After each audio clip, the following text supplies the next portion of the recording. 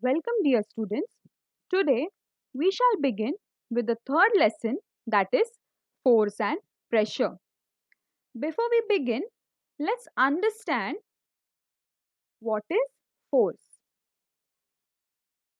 Force is a push or a pull acting on an object that changes or tends to change the state of an object.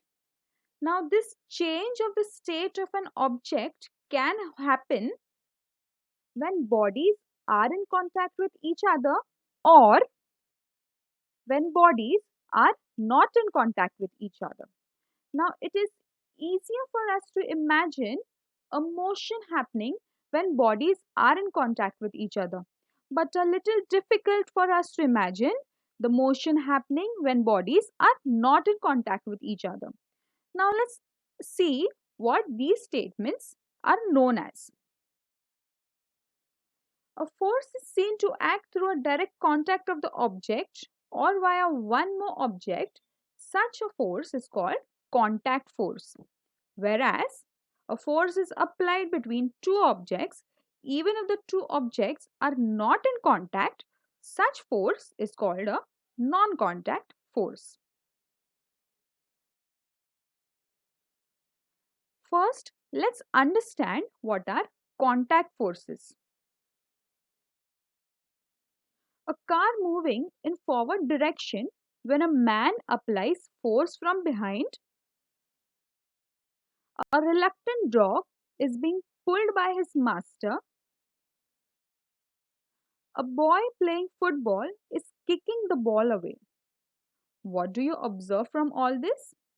A force acting on two objects through an interaction between them, which means in all these examples, we saw there is a contact happening between the two objects, and hence these are the examples of contact forces. Forces generated due to our body being in contact with the object are called muscular forces. Muscles in our body expand and contract while doing these actions. Now here we can see some examples of pushing or pulling. So these actions also comes under contact forces or muscular forces. Now another example of force under contact force is force of friction or frictional force.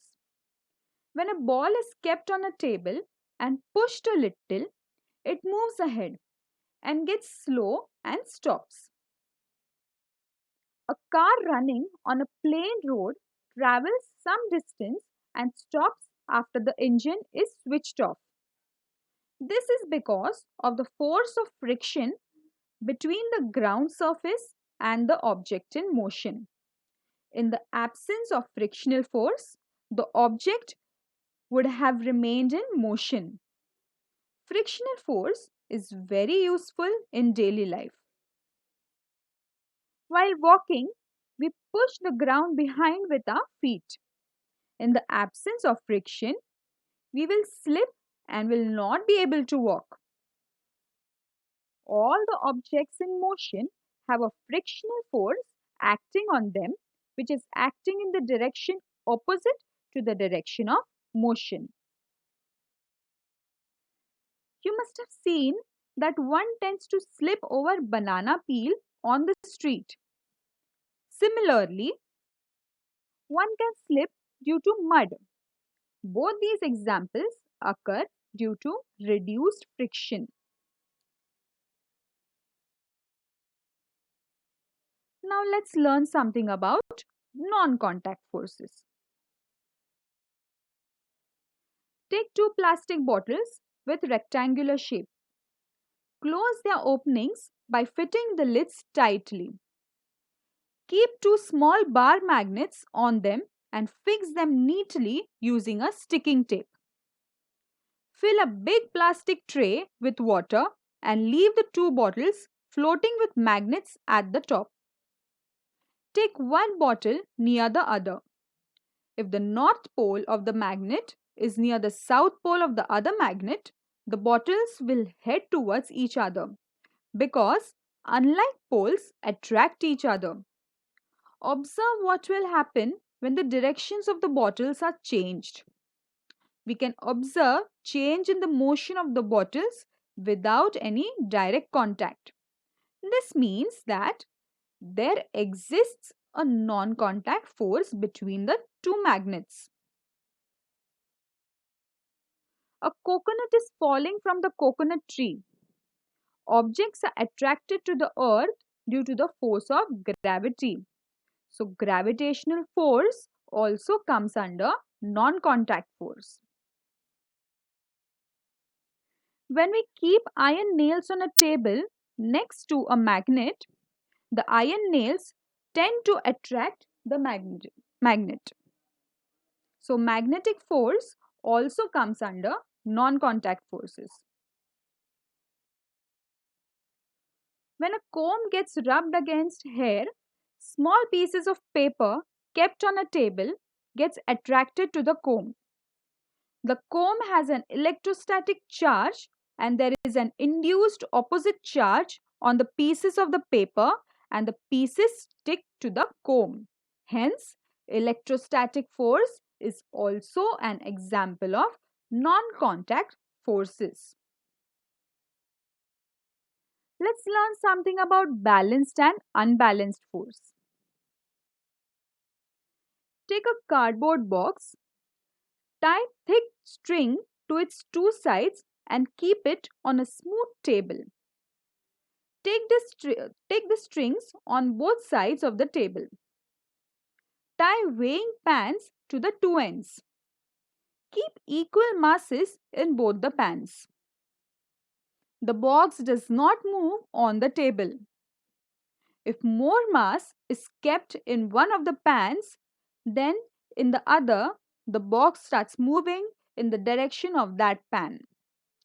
Equal gravitational force acts on both the pans when equal masses are kept in them.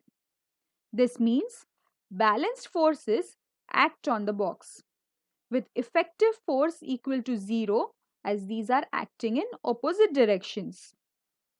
On the contrary, if more mass is kept in one pan than the other, the box starts moving in the direction of the pan with more mass.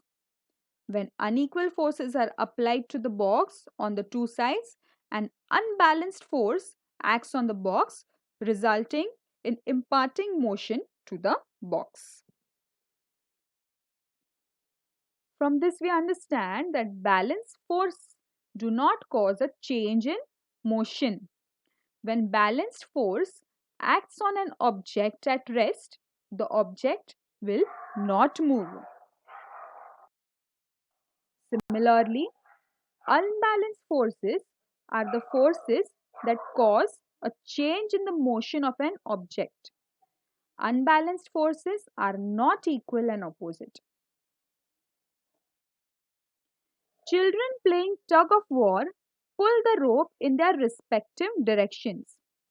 If the pull of the force is equal on the two sides, the rope does not move.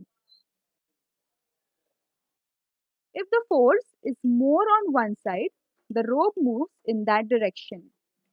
This means that initially the two forces are balanced. The rope moves in the direction of higher force when the forces become unbalanced. Let us see one more example. When a big box is required to slide on the ground, it becomes easier if two people push it rather than one. When the force is applied by both in the same direction, the movement is easy. You may have experienced this. What do you understand from these examples? If several forces are applied on an object in the same direction, a force equal to their addition acts on that object. If two forces are applied on one object in directions opposite to each other, a force equal to their difference acts on the object. A force is expressed in magnitude and direction. Hence, force is a vector quantity. When a force is applied on a stationary object, it moves. Its speed and direction changes.